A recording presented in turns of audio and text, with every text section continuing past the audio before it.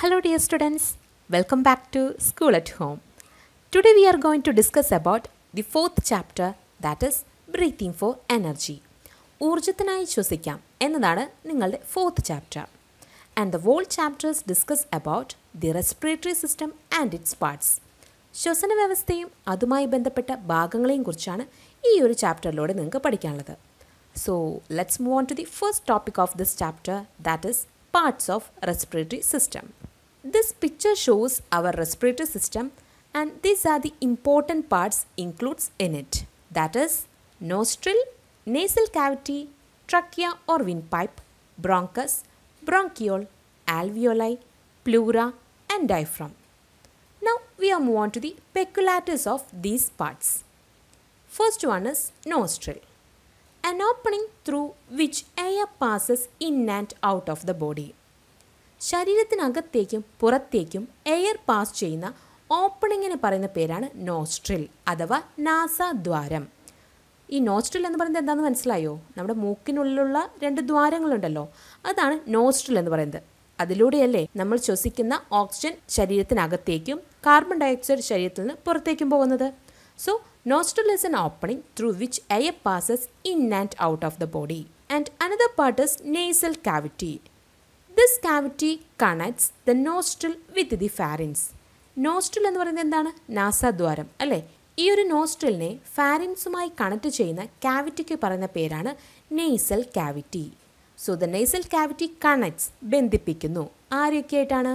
നോസ്ട്രിലിനെയും ഫാരിൻസിനെയും തമ്മിൽ ബന്ധിപ്പിക്കുന്ന കാവിറ്റിയാണ് nasal cavity. And another important part is trachea or wind pipe. ട്രക്കിയയ്ക്ക് പറയുന്ന മറ്റൊരു പേരാണ് wind pipe. A long tube strengthened by C-shaped cartilaginous strings. Cartilaginous strings helps trachea to remain open always. കണ്ടല്ലോ, ഇതാണ് ട്രക്കിയ എന്ന് പറയുന്നത്. ഈ ട്രക്കിയനെ കവർ ചെയ്തിട്ട് ധാരാളം കാർട്ടിലേജിനസ് സ്ട്രിങ്സ് കാണാനായിട്ട് സാധിക്കും. And this cartilaginous strings is C-shaped in structure and it is strengthened the trachea's region. Trachea എന്ന റീജിയനെ ബലപ്പെടുത്താനായിട്ടാണ് cartilaginous strings എവിടെയുള്ളത്? ട്രക്കിയയിലുള്ളത്.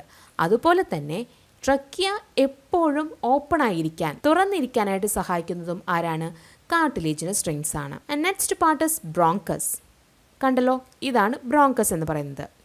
Branches of trachea which enter the lungs supported by cartilaginous bronchial rings. Bronchus എന്ന് പറയുന്നത് ട്രക്കിയയുടെ branches ആണ്, ശാഖകളാണ്. ട്രക്കിയയുടെ ശാഖകളാണ് bronchus എന്ന് പറയുന്നത്. ഈ ബ്രോങ്കസിലും എന്ത് കാണാനായിട്ട് സാധിക്കും? കാർട്ടിലേജിനസ് റിങ്സ് കാണാൻ സാധിക്കും. So both in the trachea and in the bronchus the cartilaginous ring is present. Cartilaginous rings എവിടെയെല്ലാം കാണാൻ സാധിക്കുന്ന പറഞ്ഞാൽ ബ്രോങ്കസിലും കാണാൻ സാധിക്കും, ട്രക്കിയയിലും കാണാൻ സാധിക്കും. ട്രക്കിയയുടെ ശാഖകളാണ് ബ്രോങ്കസ് എന്ന് പറയുന്നത്. സോ ഇതാണ് ട്രക്കിയ, ഒരു സി ഷേപ്ഡ് ആയിട്ടുള്ള കാർട്ടിലേജിനസ് സ്ട്രിങ്സ് കൊണ്ട് ഇതിങ്ങനെ കവർ ചെയ്തിട്ടുണ്ട്. അത് ബലപ്പെടുത്താനായിട്ടാണ്, സ്ട്രെങ്തൻ ചെയ്യാനായിട്ടാണ് സഹായിക്കുന്നത്. അതുപോലെ തന്നെ ട്രക്കിയ എപ്പോഴും ഓപ്പൺ ചെയ്തിരിക്കാൻ, തുറന്നിരിക്കാനും ഈ ഒരു കാർട്ടിലേജിനസ് സ്ട്രിങ്സ് സഹായിക്കുന്നുണ്ട്. ബ്രോങ്കസ് എന്ന് പറയുന്നത് എന്താണ്? ഇതിൻ്റെ ബ്രാഞ്ചാണ്, ശാഖയാണ്. കണ്ടോ, ഈ ഒരു ട്രക്കിയയുടെ അതുപോലെ തന്നെ ഈ ശ്വാസകോശത്തിലേക്ക്, ലങ്സിലേക്ക് തുറന്നിരിക്കുന്ന ശാഖകളാണ്, ബ്രാഞ്ചസ് ആണ് ബ്രോങ്കസ് എന്ന് പറയുന്നത്. And next part is bronchiole. ഇവിടെ നിങ്ങൾ ഈ ഒരു സ്ട്രക്ചർ കണ്ടോ? ഈ ബ്രോങ്കസ് എന്ന് പറഞ്ഞ ആ ഒരു സ്ട്രക്ചറിനെ കുറച്ചും കൂടി വലുപ്പത്തിൽ കാണിച്ചിരിക്കുകയാണ് ഇവിടെ. കണ്ടോ? സോ ഈ ഒരു ബ്രോങ്കസ് എന്ന് പറയുന്നത് എന്തിൻ്റെ ബ്രാഞ്ചാണ്? ട്രക്കിയയുടെ ബ്രാഞ്ചാണ്. The terminal branches of bronchi that open to the alveoli, there are no cartilaginous strings in the bronchioles. Bronchioles എന്ന് പറയുന്നത് ബ്രോങ്കസിൻ്റെ, കണ്ടോ ഇതെല്ലാം ബ്രോങ്കസ്, ഈ ബ്രോങ്കസിൻ്റെ ടെർമിനൽ ബ്രാഞ്ച് കണ്ടോ, ഈ ഒരു ചെറിയ ചെറിയ ബ്രാഞ്ചുകളിൽ ഇവിടെ കാണുന്നത്, ഇതാണ് ബ്രോങ്കിയോൾ എന്ന് പറയുന്നത്. സോ ബ്രോങ്കിയോൾ എന്ന് പറയുന്നത് എന്താണ്? ബ്രോങ്കസിൻ്റെ ടെർമിനൽ ബ്രാഞ്ചസ് ആണ്. പക്ഷേ ഇവിടെ ഒന്നും നമുക്ക് എന്ത് കാണാനായിട്ട് സാധിക്കില്ല? കാർട്ടിലേജിനസ് സ്ട്രിങ്സ് ഒന്നുമില്ല. കാർട്ടിലേജിനസ് സ്ട്രിങ്സ് ഇല്ലാത്ത ഭാഗമാണ് ബ്രോങ്കിയോൾ എന്ന് പറയുന്നത്. അത് ബ്രോങ്കസിൻ്റെ ടെർമിനൽ ബ്രാഞ്ചസ് ആണ്. And next part is alveoli. Delicate air സാക്സ്, elastic in nature, seen at the tip of bronchioles. These air sacs are surrounded by a large number of capillaries. The exchange of gases takes place here. So alveoli എന്ന് പറയുന്നത് വളരെ ഡെലിക്കേറ്റഡ് ആയിട്ടുള്ള air സാക്സ് ആണ്. അതായത് വായുവിനെ ഉൾക്കൊള്ളുന്ന ഭാഗത്തെയാണ് ഈ sac കൊണ്ട് ഉദ്ദേശിക്കുന്നത്. സഞ്ചി എന്നാണ് പറയുന്നത്, വായു ഇരിക്കുന്ന സഞ്ചി. അതാണ് ഈ ഡെലിക്കേറ്റ് എയർ സാക്ക് എന്ന് ഉദ്ദേശിക്കുന്നത്. അപ്പോൾ ഇലാസ്റ്റിക് ഇൻ നേച്ചറാണ്. ആൽവിയോലൈ എന്ന് പറയുന്നത് വളരെ ഇലാസ്റ്റികത നിറഞ്ഞതാണ്. ഒപ്പം ഇത് എവിടെയാണ് കാണുന്നത്? ബ്രോങ്കിയോൾസിൻ്റെ, കണ്ടോ ഇതെല്ലാം ബ്രോങ്കിയോൾ. ഈ ബ്രോങ്കിയോളിൻ്റെ ടിപ്പ് ഭാഗത്ത്, അഗ്രഭാഗത്ത് കാണുന്നതാണെന്ത്? ഇങ്ങനെയുള്ള ഈ എയർ സാക്സ്. അതിന് പറയുന്ന പേരാണെന്ത്? ആൽവിയോലൈ. ഇതെല്ലാം എന്താണ്? എയർ സാക്സ് ആണ് കേട്ടോ. കണ്ടോ ഇലാസ്റ്റിക് ഇൻ നേച്ചറുമാണ്. These air sacs are surrounded by large number of capillaries. ഈ ഒരു എയർ സാക്കിനെ ചുറ്റി വരുന്നിട്ട് എന്തുണ്ട്? ധാരാളം കാപ്പിലറീസ് ഉണ്ട്. കണ്ടോ ഇതിനെല്ലാം ചുറ്റിയിട്ട് എന്തുണ്ട്? കാപ്പിലറീസ് ഉണ്ട്. The exchange of gases takes place here. നമ്മുടെ വാതകങ്ങളുടെ ഏതൊക്കെയാണ്? ഓക്സിജൻ്റെയും കാർബൺ ഡൈ ഓക്സൈഡിൻ്റെയും എക്സ്ചേഞ്ച്, കൈമാറ്റം നടക്കുന്നത് എവിടെയാണ്? ഈ ഒരു ആൽവിയോലയിൽ വെച്ചിട്ടാണ്. സോ ആൽവിയോലൈ എന്ന് പറയുന്നത് എന്താണ്? ഒരു എയർ സാക്കാണ്, ഇലാസ്റ്റിക് ഇൻ നേച്ചറാണ്. ബ്രോങ്കിയോൾസിൻ്റെ ടിപ്പ് പോർഷനിലാണ് ഇത് കാണാൻ പറ്റുന്നത്. ധാരാളം ബ്ലഡ് കാപ്പിലറീസ് ഇതിനെ ചുറ്റിയിട്ട് കാണാനായിട്ട് സാധിക്കുന്നു. ഒപ്പം എക്സ്ചേഞ്ച് ഓഫ് ഗ്യാസസ് നടക്കുന്നത്, വാതകങ്ങളുടെ വിനിമയം നടക്കുന്നത് എവിടെ വെച്ചിട്ടാണ്? എയർ സാക്സിൽ വെച്ചാണ്. So it is the important part of the respiratory system, that is alveoli. And another important part is diaphragm, the muscular wall that separates the thoracic and abdominal cavities. കണ്ടോ ഇതാണ് നമ്മുടെ ഡയഫ്രം എന്ന് പറയുന്നത്. ഈ diaphragm എന്ത് ചെയ്യുന്നു? Separate ചെയ്യാണ് ചെയ്യുന്നത്, വേർതിരിക്കുന്നു. എന്തിനൊക്കെയാണ്? തൊറാസിക് കാവിറ്റീനെയും അബ്ഡോമിനൽ കാവിറ്റിയെയും തമ്മിൽ വേർതിരിക്കുന്ന ഒരു പേശി നിർമ്മിതമായിട്ടുള്ള മസ്കുലർ വോളാണ് നമ്മുടെ ഡയഫ്രം എന്ന് പറയുന്നത്. ഇവിടെ നമുക്ക് ബോൺസ് ഒന്നും കാണാനായിട്ട് പറ്റില്ല. ഈ ഡയഫ്രം എന്ന് പറയുന്നത് എന്താ? പേശികൾ കൊണ്ട്, മസിൽസ് കൊണ്ട് നിർമ്മിച്ചിട്ടുള്ള ഒരു വോളായിട്ടാണ് ആക്ട് ചെയ്യുന്നത്. It separates the thoracic cavity and abdominal cavity. ഉദരാശയത്തെയും അതുപോലെ തന്നെ തൊറാസിക് കാവിറ്റി എന്നുകൊണ്ട് ഉദ്ദേശിക്കുന്നത് ഔരസാശയം എന്നാണ് പറയാം മലയാളത്തിൽ. അപ്പോൾ ആ ഒരു ഭാഗത്തെയും തൊറാസിക് കാവിറ്റിയെയും അബ്ഡോമിനൽ കാവിറ്റിയും തമ്മിൽ വേർതിരിക്കുന്ന, സെപ്പറേറ്റ് ചെയ്യുന്ന ഒരു മസ്കുലർ വോളായിട്ട് ആക്ട് ചെയ്യുന്നത് ആരാണ്? ഡയഫ്രം ആണ്. And another important part is pleura, the double layered protective membrane of the lungs. ശ്വാസകോശത്തെ പൊതിഞ്ഞ് സംരക്ഷിക്കുന്ന ഡബിൾ ലെയേർഡ് ആയിട്ടുള്ള, ഇരട്ട സ്ഥലമായിട്ടുള്ള, വളരെ പ്രൊട്ടക്റ്റീവ് ആയിട്ടുള്ള ഒരു മെംബ്രെയിനാണ് പ്ലൂറ എന്ന് പറയുന്നത്. നമ്മൾ കഴിഞ്ഞൊരു ചാപ്റ്ററിൽ ഹാർട്ടിനെ കവർ ചെയ്തിട്ട് പെരിക്കാർഡിയം പറഞ്ഞിരുന്നു അല്ലേ? പെരിക്കാർഡിയൽ മെംബ്രെയിൻ എന്ന് പറഞ്ഞിരുന്നു. അതുപോലെ തന്നെ ഇവിടെ ശ്വാസകോശത്തെ, ലങ്സിനെ കവർ ചെയ്യുന്ന ഒരു ഡബിൾ മെംബ്രെയിൻ സ്ട്രക്ചറാണ് പ്ലൂറ എന്ന് പറയുന്നത്. Pleural fluid seen in between the membranous layers prevents friction between lungs and walls of the thoracic cavity. ഇനി ഈ പ്ലൂറ എന്ന ഒരു മെംബ്രെയിൻ്റെ ഇടയിൽ പ്ലൂറൽ ഫ്ലൂയിഡ് ഉണ്ട്. എന്ത് ഫ്ലൂയിഡാണുള്ളത്? Pleural fluid is present in the membranous layers. ഈ പ്ലൂറൽ മെംബ്രെയിനിൻ്റെ ഇടയിലാണ് പ്ലൂറൽ ഫ്ലൂയിഡ് ഉള്ളത്. അതും ഇതേപോലെ ഹാർട്ടിൻ്റെ കാര്യത്തിൽ നമ്മൾ പറഞ്ഞിരുന്നു. പെരിക്കാർഡിയമാണ് ഹാർട്ടിനെ എന്ത് ചെയ്യുന്നത്? കവർ ചെയ്യുന്നത്. ആ പെരിക്കാർഡിയം മെംബ്രെയിൻ്റെ ഇടയിൽ എന്തുണ്ട്? പെരിക്കാർഡിയൽ ഫ്ലൂയിഡ് ഉണ്ട്. അതും ഇതേപോലെ തന്നെ ഫ്രിക്ഷൻ കുറയ്ക്കാൻ, ഇവിടെയും പ്ലൂറൽ ഫ്ലൂയിഡിൻ്റെ ഫംഗ്ഷൻ എന്ന് പറയുന്നത് it prevents the friction between lungs and walls of the thoracic cavity. Thoracic കാവിറ്റിയുടെ വോൾസും ലങ്സുമായിട്ടുള്ള ഒരു ഫ്രിക്ഷൻ കുറയ്ക്കാൻ വേണ്ടിയിട്ടാണ് പ്ലൂറൽ ഫ്ലൂയിഡ് പ്ലൂറയ്ക്കകത്ത് ഉള്ളത്. സോ പ്ലൂറ എന്ന് പറയുന്നത് ഡബിൾ ലെയേർഡ് ആയിട്ടുള്ള ഒരു മെംബ്രെയിനാണ്. അത് ലങ്സിനെ പ്രൊട്ടക്റ്റ് ചെയ്യുന്നു. ആ ഒരു പ്ലൂറൽ മെംബ്രെയിൻ്റെ ഇടയിൽ എന്തുണ്ട്? പ്ലൂറൽ ഫ്ലൂയിഡ് ഉണ്ട്. അത് എന്തിനാണ് പ്രിവെൻറ്റ് ചെയ്യുന്നത്? To prevent the friction between the walls of the thoracic cavity and lungs. So these are the main parts of the respiratory system. Respiratory tract is the pathway of atmospheric air from the nostril to the alveoli. നമ്മുടെ respiratory tract, സഞ്ചാരപാത, ശ്വസന സഞ്ചാരപാത എന്ന് പറയുന്നത് എവിടെ നിന്നാണ് തുടങ്ങുന്നത്? Nostril തൊട്ട് ആൽവിയോലയിൽ അവസാനിപ്പിക്കുന്നുണ്ട് അല്ലേ? നോസ്ട്രിൽ തൊട്ട് ആൽവിയോലൈ വരെയാണ് നമ്മുടെ ഒരു ശ്വസന സഞ്ചാരപാത എന്ന് പറയുന്നത്, റെസ്പിറേറ്ററി ട്രാക്ട് എന്ന് പറയുന്നത്. സോ നമുക്കിവിടെ ഫില്ല് ചെയ്യാം അല്ലേ? ആദ്യം എയർ എവിടേക്ക് എത്തുന്നു? നോസ്ട്രിൽ, നാസാദ്വാരം. നോസ്ട്രിൽ എന്ന് പറയുന്നത് എന്താണ്? It is an opening through which air passes in and out of the body. ശരീരത്തിനകത്തേക്കും പുറത്തേക്കും എയർ പാസ് ചെയ്യുന്ന ഓപ്പണിംഗ് ആണ് nostril. From the nostril, the air passes into the nasal cavity. The nasal cavity connects nostril and pharynx. And next, the air passes into the trachea. Trachea regionിലേക്കാണ് പിന്നീട് എത്തുന്നത്. ട്രക്കിയയിൽ നിന്ന് എവിടേക്ക് എത്തും? Bronchus. ട്രക്കിയയുടെ branch ആയിട്ടുള്ള ബ്രോങ്കസിലേക്കാണ് air എത്തുന്നത്. അതിനുശേഷം ബ്രോങ്കസിൻ്റെ terminal branches ആയിട്ടുള്ള ബ്രോങ്കിയോൾസിലേക്ക് എത്തുന്നു. പിന്നീട് ബ്രോങ്കിയോൾസിൽ നിന്ന് ആൽവിയോലയിലേക്കാണ് എത്തുന്നത്. ബ്രോങ്കിയോൾസിൻ്റെ ആ ഒരു ടിപ്പ് പോർഷനിലാണ് നമുക്ക് ഇതിനെ കാണാൻ പറ്റുന്നത്, ആൽവിയോലൈ കാണാൻ പറ്റുന്നത്. സോ നോസ്ട്രിൽ തൊട്ട് ആൽവിയോലൈ വരെ നിൽക്കുന്ന ഒരു റെസ്പിറേറ്ററി ട്രാക്റ്റ് ആണ് ഇവിടെ നമ്മൾ പറയുന്നത്. ഇത് നിങ്ങൾ ഫിൽ ചെയ്യണം കേട്ടോ. Next is atmospheric air into the lungs. Breathing is a process that takes place without our knowledge, during which air is taken in and expelled. നമുക്കറിയാം അല്ലേ, ബ്രീത്തിങ്, ശ്വസനം എന്ന് പറയുന്നത് നമ്മുടെ അറിവോട് കൂടിയാണ് സംഭവിക്കുന്നത്. അത് തന്നെ അങ്ങനെ സംഭവിച്ചുകൊണ്ടിരിക്കുകയാണ് അല്ലേ. അതൊരു ഇൻവോളണ്ടറി ആക്ഷനാണ്. During which air is taken in and expelled. ആ ഒരു ടൈമിൽ നമ്മുടെ ശരീരത്തിലേക്ക് ആ ഒരു വായു, ഓക്സിജൻ ഉള്ളിലേക്ക് വരികയും ചെയ്യും, അതുപോലെ തന്നെ കാർബൺ ഡയോക്സൈഡ് പുറത്തേക്ക് പോവുകയും ചെയ്യുന്നുണ്ട്.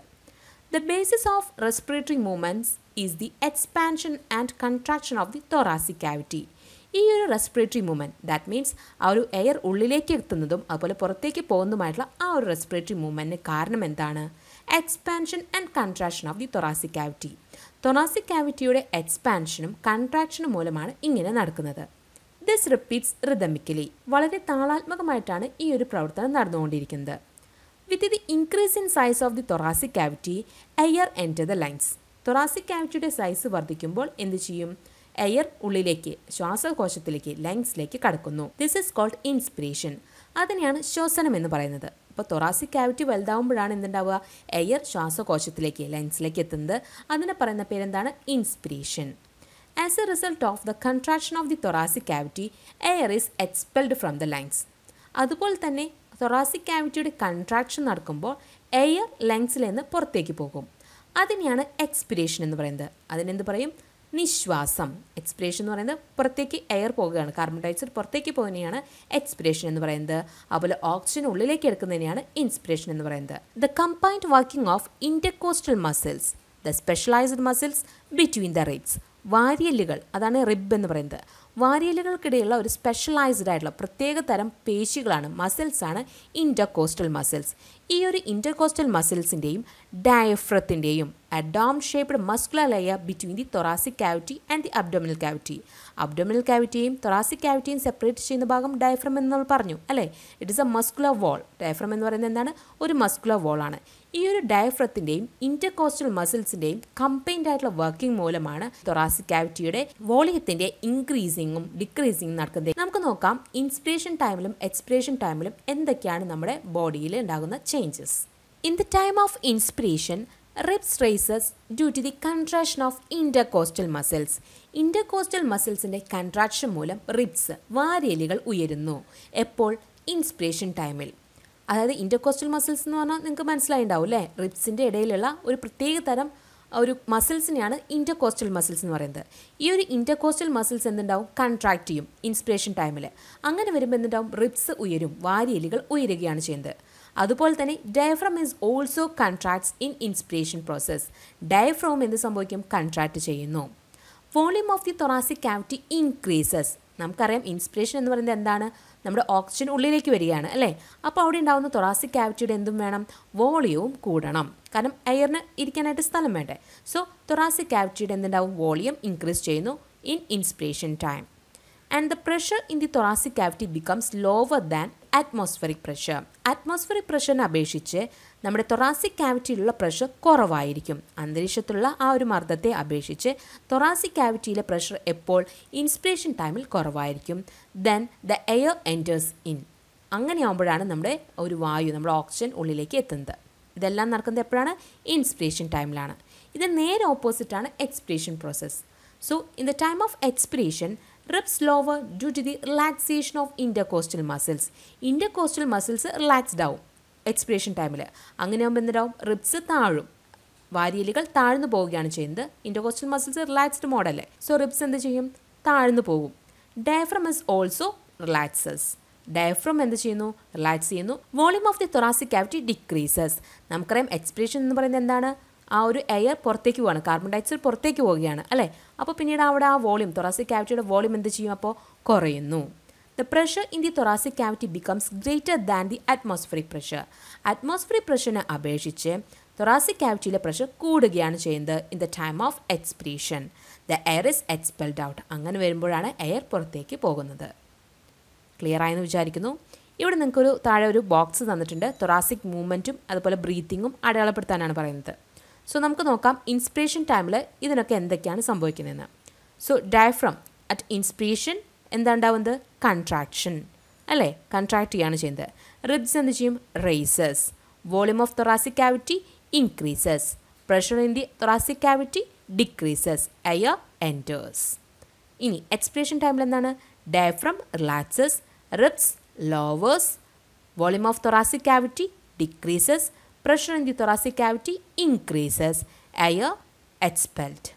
So ഇതാണ് ഇവിടെ എഴുതി ചേർക്കേണ്ടത്. Next is about exchange of gases in the alveoli. Alveoli വെച്ചിട്ട് എങ്ങനെയാണ് ഗ്യാസസിൻ്റെ എക്സ്ചേഞ്ച്, വാതകങ്ങളുടെ ഓക്സിജൻ്റെയും കാർബൺ ഡയോക്സൈഡിൻ്റെയും എക്സ്ചേഞ്ച് നടക്കുന്നത് എന്നാണ് ഇനി നമുക്ക് പഠിക്കാനുള്ളത്. ലാർജർ ദാൻ ദ സ്കിൻ എന്താണ് ഉദ്ദേശിക്കുന്നത്? The surface area of the skin that covers the entire body is only 2 square metres. നമുക്കറിയാം നമ്മുടെ ശരീരത്തിലെ ഏറ്റവും വലിയ ഓർഗാൻ എന്ന് പറയുന്നത് സ്കിന്നാണ്. ഈ ഒരു സ്കിന്നിൻ്റെ സർഫസ് ഏരിയ എന്ന് പറയുന്നത് എത്രയാണ്? 2 സ്ക്വയർ മീറ്റേഴ്സ് ആണ്. 2 ചതുരശ്ര മീറ്റർ ആണ് സ്കിന്നിൻ്റെ സർഫസ് ഏരിയ, പ്രതല വിസ്തീർണം എന്ന് പറയുന്നത്. എന്നാൽ the surface area of both the lungs together turn up to be at least 70 square metre. 70 ചതുരശ്ര മീറ്റർ ആണ് ലൈൻസിൻ്റെ പ്രതല വിസ്തീർണം എന്ന് പറയുന്നത്. This is equivalent to the surface area of a tennis court. ഒരു ടെന്നീസ് കോർട്ട് ഉണ്ടല്ലോ, ടെന്നീസ് കളിക്കുന്ന സ്ഥലം, ആ ഒരു സ്ഥലത്തിൻ്റെ സർഫസ് ഏരിയയ്ക്ക് തുല്യമാണ് നമ്മുടെ ലങ്സിലുള്ള ആൽവിയോലയിലെ ആ ഒരു പ്രതല വിസ്തീർണം, സർഫസ് ഏരിയ എന്ന് പറയുന്നത്. This large surface area helps in the easy exchange of respiratory gases.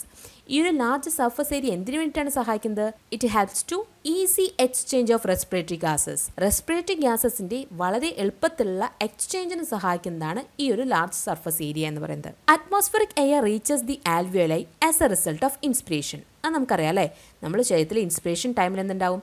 Atmospheric air നോസ്ട്രിലിൽ നിന്ന് ആൽവിയോലയിലേക്ക് എത്തും. The exchange of respiratory gases like oxygen and carbon dioxide takes place in the alveoli. അതും നമുക്കറിയാം.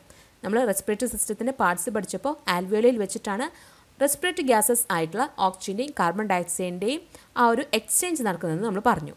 ഇനി എങ്ങനെയാണ് ഇതിന് വേണ്ടിയിട്ട്, ഈ ഒരു എക്സ്ചേഞ്ചിന് വേണ്ടിയിട്ട് ആൽവിയോലയിലുള്ള ആ ഒരു സ്ട്രക്ചർ, ഘടന എന്ന് നമുക്ക് പഠിക്കാം. Bronchioles, the terminal branches of bronchi which enter the lungs end in millions of alveoli. ബ്രോങ്കിയോളിൻ്റെ ടിപ്പ് പോർഷനിൽ കാണുന്നതാണ് ആൽവിയോലൈ എന്ന് പറയുന്നത്. അത് ധാരാളം ഉണ്ടെന്നാണ് പറയുന്നത്. മില്യൺസ്, ദശലക്ഷക്കണക്കിന് എന്തുണ്ട് ഈ ഒരു ആൽവിയോലൈ, ഇങ്ങനെയുള്ള ഈ ഒരു ബ്രാങ്കിയോൾസിൻ്റെ ടിപ്പ് പോർഷനിൽ നമുക്ക് കാണാനായിട്ട് സാധിക്കും. Alveoli increase the respiratory surface area in lungs. ശ്വാസകോശത്തിലെ ലങ്സിലെ സർഫസ് ഏരിയ വർദ്ധിപ്പിക്കുക എന്നതാണ് ആൽവിയോലയുടെ function. They are surrounded by numerous blood capillaries. ഈ ഒരു ആൽവിയോലയിനെ കവർ ചെയ്തിട്ട് ധാരാളം ബ്ലഡ് കാപ്പിലറീസ് ഉണ്ട്. ഈ ഒരു പിക്ചർ നോക്കൂ, നമ്മുടെ ആൽവിയോല ഉണ്ടല്ലോ, ആ ഒരു ബ്രോങ്കിയോളിൻ്റെ ടിപ്പ് പോർഷനിൽ കാണുന്ന ആ ഒരു എയർ സാക്ക്, അതാണ് ഈ കാണിക്കുന്നത്. കുറച്ചുകൂടി വലുപ്പത്തിൽ കാണിച്ചിരിക്കുകയാണ് കേട്ടോ. കണ്ടോ, ഇതാണ് ഈ ആ എയർ സാക്ക് എന്ന് പറയുന്നത്. കണ്ടോ, ഇവിടെ കണ്ടോ കാപ്പിലറീസ് കണ്ടോ, ബ്ലഡ് കാപ്പിലറീസ് കണ്ടോ, ഇതാണ് ബ്ലഡ് കാപ്പിലറീസ്. ഈ ഒരു ആൽവിയോലൈനെ കവർ ചെയ്തിട്ട് ധാരാളം ബ്ലഡ് കാപ്പിലറീസും ഉണ്ട്. അത് നമ്മൾ പറഞ്ഞിട്ടുണ്ട് അല്ലേ. The inner wall of the alveoli is always kept moist. ഈ ആൽവിയോലയുടെ ഇന്നർ വാൾ, അകത്തുള്ള ഈ ഒരു വാൾ ഉണ്ടല്ലോ, എപ്പോഴും മോയിസ്റ്റ് ആയിരിക്കും. മോയിസ്റ്റ് എന്ന് പറഞ്ഞാൽ എന്താണ്? എപ്പോഴും നനവുള്ളതായിരിക്കും. The walls of the alveoli and capillaries are made up of single layer of cells. Alveoli എന്ന് പറയുന്നത് ഇതല്ലേ മക്കളെ, ഇതാണ് ആൽവിയോലൈ. ഈ ആൽവിയോലയുടെ ഭിത്തി എന്ന് പറയുന്നത് എന്താണ്? ഇതാണ് കണ്ടോ. ഇതെന്ന് പറയുന്നത് ഉണ്ടാക്കിയിരിക്കുന്നത് ഒരു സിംഗിൾ ലെയർ ഓഫ് സെൽസ് വെച്ചിട്ടാണ്. ഒറ്റനിര കോശങ്ങളാൽ നിർമ്മിതമാണ് ആൽവിയോലയുടെ വോൾ എന്ന് പറയുന്നത്. അതുപോലെ തന്നെ ഇതാണ് ബ്ലഡ് കാപ്പിലറീസ് എന്ന് പറയുന്നത്. ധാരാളം ബ്ലഡ് കാപ്പിലറീസ് ഉണ്ടല്ലോ ആൽവിയോലയിൽ. ഇതാണ് ബ്ലഡ് കാപ്പിലറി. ഈ ബ്ലഡ് കാപ്പിലറിയുടെ വോളും ഉണ്ടാക്കിയിരിക്കുന്നത് എന്തുകൊണ്ട് തന്നെയാണ്? സിംഗിൾ ലെയർ ഓഫ് സെൽസ് കൊണ്ടാണ്. So both in the walls of alveoli and in the blood capillaries are made up of single layered cells. ഒറ്റനിര കോശങ്ങൾ കൊണ്ട് നിർമ്മിതമാണ് ആൽവിയോലയുടെയും ബ്ലഡ് കാപ്പിലറീസിൻ്റെയും വോൾ എന്ന് പറയുന്നത്. In short, the surface that separates the blood in the blood capillaries and the air in the alveoli has the thickness of 2 rows of cells only. നിങ്ങൾക്ക് മനസ്സിലായോ എന്താ പറഞ്ഞത്? അതായത് നമ്മൾ പറഞ്ഞു ആൽവിയോലയുടെ വോൾ ഉണ്ടാക്കിയത് ഈ ഒരു ഒറ്റ നിര കോശങ്ങൾ കൊണ്ടാണ് അല്ലേ, സിംഗിൾ ലെയർ സെൽസ് കൊണ്ടാണ്. അതുപോലെ തന്നെ ബ്ലഡ് കാപ്പിലറീസിൻ്റെ വോൾ ഉണ്ടാക്കിയിരിക്കുന്നതും സിംഗിൾ ലെയർ ഓഫ് സെൽസ് കൊണ്ടാണ്. എന്നാൽ ഈ ഒരു ആൽവിയോലയുടെ അകത്തുള്ള എയറും അതുപോലെ ബ്ലഡ് കാപ്പിലറീസിനകത്തുള്ള ബ്ലഡും തമ്മിൽ സെപ്പറേറ്റ് ചെയ്യുന്നത് അപ്പോൾ എന്തായിരിക്കും? 2 ലെയേർഡ് സെൽസ് കൊണ്ടല്ലേ. ആൽവിയോലയുടെ ആ ഒരു സിംഗിൾ ലെയേർഡ് സെൽസ് ഇത്, അതുപോലെ തന്നെ ബ്ലഡ് കാപ്പിലറീസിലെ സിംഗിൾ ലെയേർഡ് സെൽസ് ഇത്. അങ്ങനെയാകുമ്പോൾ ഇവിടെയുള്ള എയറിനെയും ഇവിടെയുള്ള ബ്ലഡിനെയും സെപ്പറേറ്റ് ചെയ്യുന്നത് ഈ ഒരു 2 ലെയേർഡ് സെൽസ് കൊണ്ടായിരിക്കും. അതാണ് അവിടെ ഉദ്ദേശിക്കുന്നത് കേട്ടോ. During inspiration the concentration of oxygen is higher and the concentration of carbon dioxide is lower in the alveoli. അത് നമുക്കറിയാവുന്നതുള്ളൂ. ഇൻസ്പിറേഷൻ ടൈമിൽ നമ്മൾ ശ്വസിക്കുന്ന സമയത്ത് ആൽവിയോലയിൽ ഓക്സിജൻ്റെ കോൺസെൻട്രേഷൻ വളരെ കൂടുതലായിരിക്കും, കാർബൺ ഡൈ ഓക്സൈഡിൻ്റെ കോൺസെൻട്രേഷൻ കുറവായിരിക്കും. കാരണം നമ്മൾ എന്ത് ചെയ്യുന്നത്, ശ്വസിക്കല്ലേ. ശ്വസിക്കുമ്പോൾ നമ്മുടെ ശരീരത്തിൻ്റെ അകത്തേക്ക് എന്താരാണ്, ഓക്സിജനാണ്. അപ്പോൾ ഓക്സിജൻ ആയിരിക്കും ആൽവിയോലയിൽ കൂടുതൽ. എപ്പോൾ, ഇൻസ്പിറേഷൻ ടൈമിൽ കാർബൺ ഡൈ ഓക്സൈഡിൻ്റെ അളവ് കുറവായിരിക്കും. എന്നാൽ blood capillaries, the concentration of oxygen is lower and the concentration of carbon dioxide is higher. Inspiration ടൈമിൽ തന്നെ കാർബൺ ഡൈ ഓക്സൈഡിൻ്റെ അളവായിരിക്കും ബ്ലഡ് കാപ്പിലറീസിൽ കൂടുതലുണ്ടാവുക. എന്നാൽ ഓക്സിജൻ്റെ കോൺസെൻട്രേഷൻ കുറവായിരിക്കും. നേരെ തിരിച്ചാണ് കേട്ടോ. ആൽവിയോലയിലായിരിക്കും ഇൻസ്പിറേഷൻ ടൈമിൽ ഓക്സിജൻ്റെ അളവ് കൂടുതലും കാർബൺ ഡൈ ഓക്സൈഡിൻ്റെ അളവ് കുറവും. എന്നാൽ ബ്ലഡ് കാപ്പിലറീസിലാണെങ്കിലോ ഓക്സിജൻ്റെ അളവ് കുറവും കാർബൺ ഡൈ ഓക്സൈഡിൻ്റെ അളവ് കൂടുതലുമായിരിക്കും. ഇവിടെ നിങ്ങൾക്ക് കാണാം അല്ലേ. നോക്കൂ, ഓക്സിജൻ ഗോയിങ് ഇൻ, അതായത് നമ്മൾ ശ്വസിക്കുകയാണ്. ഇൻസ്പിറേഷൻ ടൈമിലാകുമ്പോൾ ഇവിടെ ഓക്സിജൻ്റെ അളവായിരിക്കും കൂടുതൽ, കാർബൺ ഡൈ ഓക്സൈഡിൻ്റെ അളവ് കുറവായിരിക്കും. എന്നാൽ ബ്ലഡ് കാപ്പിലറീസിലാണെങ്കിൽ ഓക്സിജൻ്റെ അളവ് കുറവുമായിരിക്കും, കാർബൺ ഡൈ ഓക്സൈഡിൻ്റെ അളവ് കൂടുതലായിരിക്കും. എപ്പോഴാണ്, ഇൻസ്പിറേഷൻ ടൈമാണ് കേട്ടോ, അതാലോചിക്കണം. As a result of this, oxygen from the alveoli diffuse into the capillaries and carbon dioxide from the capillaries diffuses into the alveoli. അങ്ങനെ വരുമ്പോൾ ഓക്സിജൻ നമ്മൾ ശ്വസിച്ചതിന് ശേഷം ഇവിടെ എത്തി, ആൽവിയോലയിലെത്തി. ഇനി നമുക്ക് എന്ത് ചെയ്യണം, കാർബൺ ഡൈ ഓക്സൈഡ് പുറത്തേക്ക് പോകണ്ടേ. അതിന് വേണ്ടിയിട്ട് ഇവിടെ നിന്നുള്ള ഓക്സിജൻ, ആൽവിയോലയിൽ നിറഞ്ഞിരിക്കുന്ന ഈ ഓക്സിജൻ ബ്ലഡ് കാപ്പിലറീസിലേക്ക് ഡിഫ്യൂഷൻ വഴി എത്തുകയാണ് ചെയ്യുന്നത്. അതുപോലെ ഇവിടെ ബ്ലഡ് കാപ്പിലറീസിൽ കൂടുതലുള്ള കാർബൺ ഡൈ ഓക്സൈഡ് ഡിഫ്യൂഷൻ വഴി എവിടേക്ക് എത്തും, എയർ സാക്കായിട്ടുള്ള ഈ ഒരു ആൽവിയോലയിലേക്കും തിരിച്ചെത്തും. അങ്ങനെ നോസ്ട്രലിലൂടെയാണ് എന്ത് ചെയ്യുന്നത്, കാർബൺ ഡൈ ഓക്സൈഡ് പുറത്തേക്ക് പോകുന്നത്. സോ ഇത് നടക്കുന്നത് എങ്ങനെയാണ്, ഡിഫ്യൂഷൻ വഴിയാണ് കേട്ടോ. In the previous lessons you learn that the simple nutrients R transported through the plasma. Which component of blood carries oxygen?